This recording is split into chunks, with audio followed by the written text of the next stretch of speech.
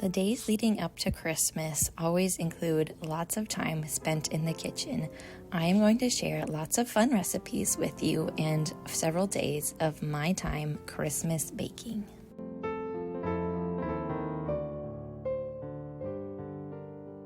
Mornings are always such a glowy time this time of year with the candlelight, my Christmas lights hanging, just a beautiful time to sit and eat a meal as a family.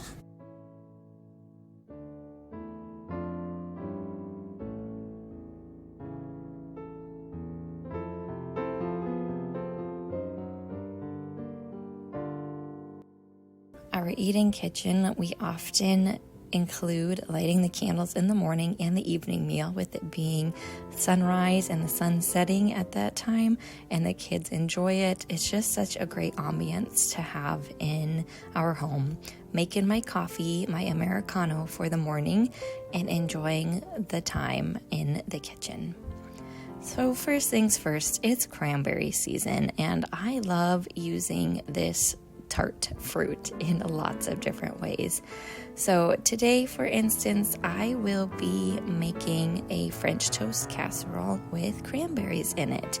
Cranberries add that tartness along with maple syrup and cinnamon. It just is the perfect touch to a breakfast dish.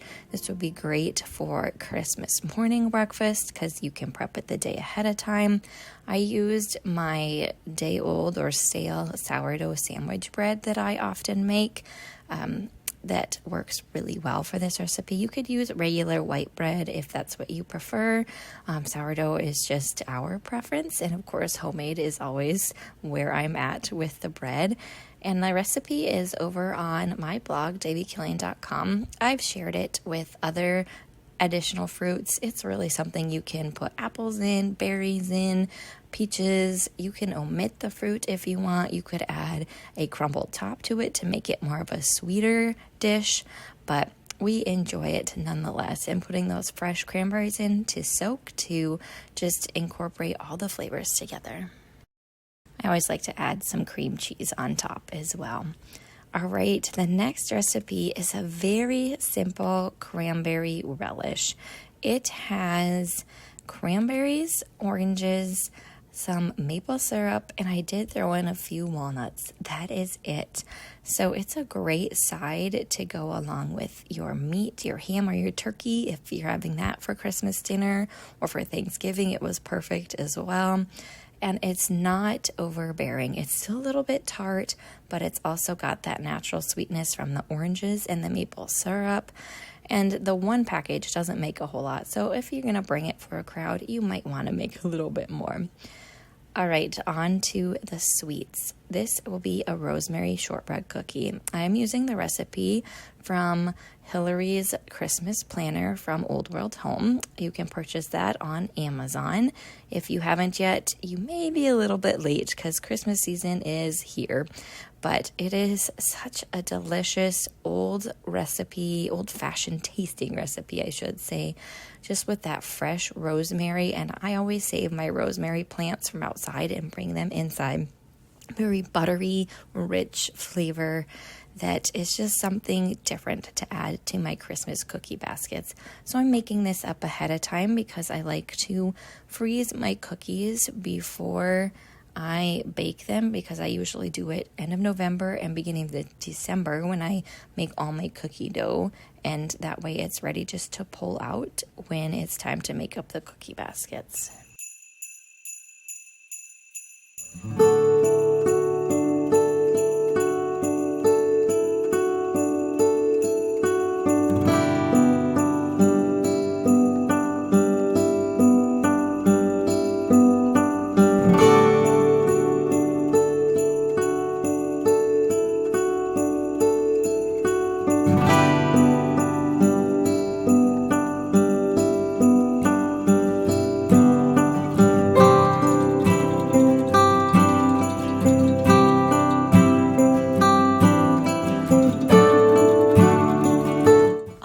Little snowfall, which you can't see real well, came about this afternoon, and it was just a perfect day to be inside and in the kitchen enjoying my eggnog latte that I've been making many afternoons.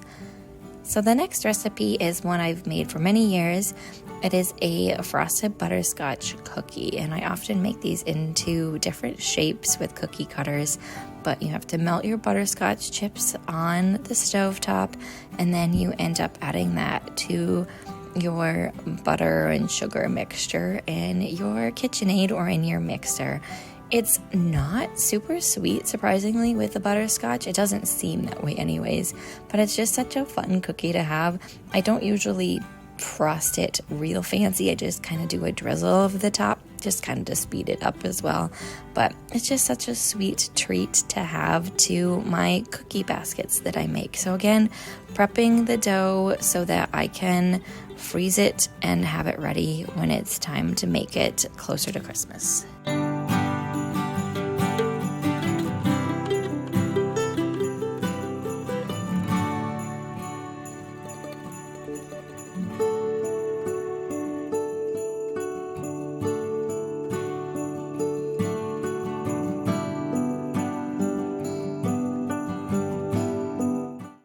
I don't know what I'd do without my KitchenAid mixer. I used to do everything by hand or with a hand mixer, but boy, has this secondhand KitchenAid mixer really lived up to use. It sits on my counter. I use it daily, especially when I'm making breads and sourdough breads. And with all these cookies, it is worth a KitchenAid mixer for sure. And even having a second bowl, I've realized, is really helpful. That way, some things can rise in one of the bowls, the metal bowls, and I can just pull out the next one. So putting these in the fridge so I can pull out later. Of course, had to incorporate some little snippets of our walk we had as well, because it's just such a beautiful time of year. Crisp, cool Christmas. All right, this is just another breakfast food. You know, it's nice to have those things handy for holidays when people and guests are there, or if you're going somewhere, you can bring it along. This is a peanut butter protein granola over on my blog as well. So it does use PB2 or powdered peanut butter. And then I use coconut oil, maple syrup, and you can throw in nuts if you want. I end up tossing in some dark chocolate at the end to melt in.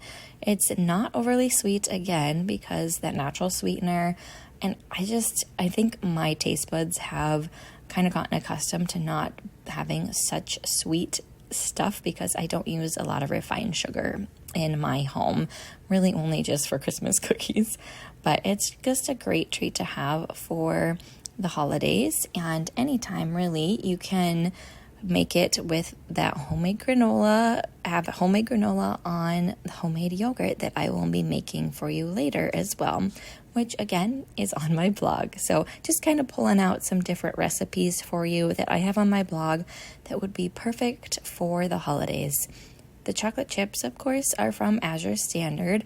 I think these ones are coconut sugar sweetened, but you can also find my affiliate link for Azure Standard in the description box and check out their website for whole, organic, bulk foods, as well as some smaller items as well if you don't want to buy bulk. All right, so here's my yogurt. The whole instruction list is on my blog. Usually I let it sit in the crock pot for several hours to get up to the correct temperature. Then it has to drop back down to another temperature, and then you can finally add your starter, which is just some saved Greek yogurt I had. I wrap it overnight in my towel, and then the next day I can strain it. But it is time to get some sourdough cinnamon rolls going. Again, another great treat for the holidays, or honestly any time of year.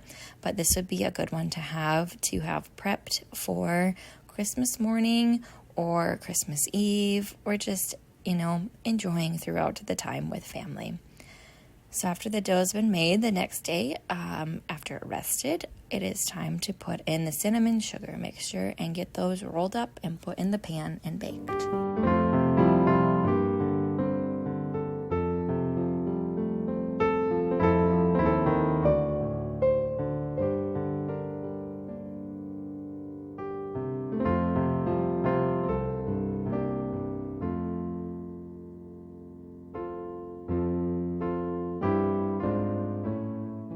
delicious treat, and my husband had to give it a try for this video. All right, yogurt has rested overnight in my crock pot wrapped in the towel.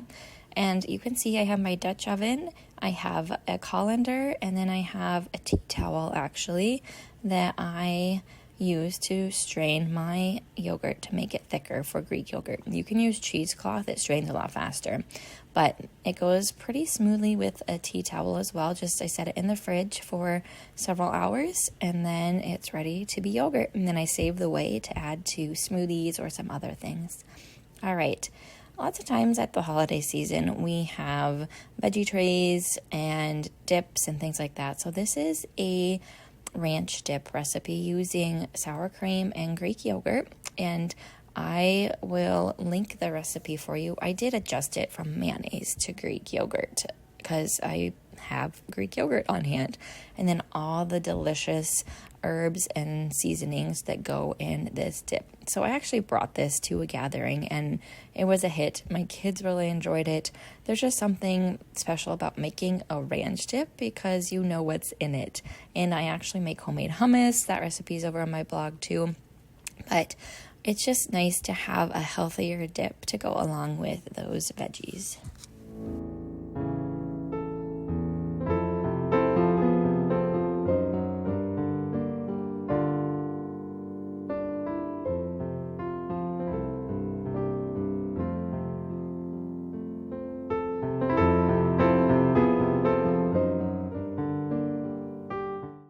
Few little snippets of the small tree at my husband's work that we decorated over this week. Another new day, another cookie recipe. This is a white chocolate chip cookie. It is so decadent, so rich and flavorful. If you are a chocolate lover, this is the cookie for you. And my little boy had to watch all the baking that was going on. He loves just standing there and watching. He's not quite ready to help. Just too much boy in him to be helping in the kitchen, but he'll stand there and watch and play with whatever he can find. But anyways, this recipe will be linked for you as well in the description box. I've not made this one for Christmas cookies before. I was actually making it for an event I had to take some cookies for, but it would be a good one to add to the cookie baskets as well. So rosemary and chocolate and butterscotch, and I usually make Oreo balls. And then you will see in next week's video some candied almonds. But I will just bake these up so that they are ready to be made, because actually you can tell I'm wearing different clothes. And in this next week's video that you'll see, I am doing all the baking, getting the last minute Christmas things ready for delivering to people and having the goodies handed out. So there they are, beautiful, delicious, decadent cookies. All right, this is not baking. This is an actual soup. So this will be great to use as your leftovers from Christmas season with ham. This is a bean and ham soup. And I will link the recipe, like I say every time. If it's not my own, I'll link it for you in the description box. But I liked this bean and ham recipe because it had extra veggies in it. The carrots, the celery, the onions, garlic, that good roux of those vegetables that seem to go in a lot of different soups in the wintertime. It was a very delicious recipe, and my kids enjoyed it. I did the beans in my Instant Pot. I just used some white beans. You can use different beans if you want, but we had gotten a quarter or a half of a hog, so we definitely have lots of ham on hand and pork chops. So nice to have that meat just in our own freezer. But like I said, this would be a nice leftover dish after the holiday time, or just one to have for the cooler months.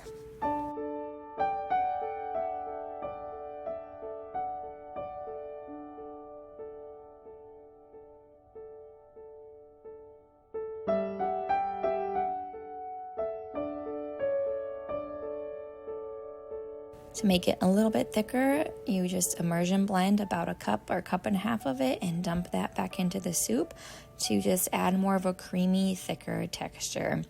again, very delicious soup, and it serves up great with some homemade yeast dinner rolls. So these yeast dinner rolls that you'll see me make are just delicious and fluffy, not sourdough, but they really were good to go along with this soup.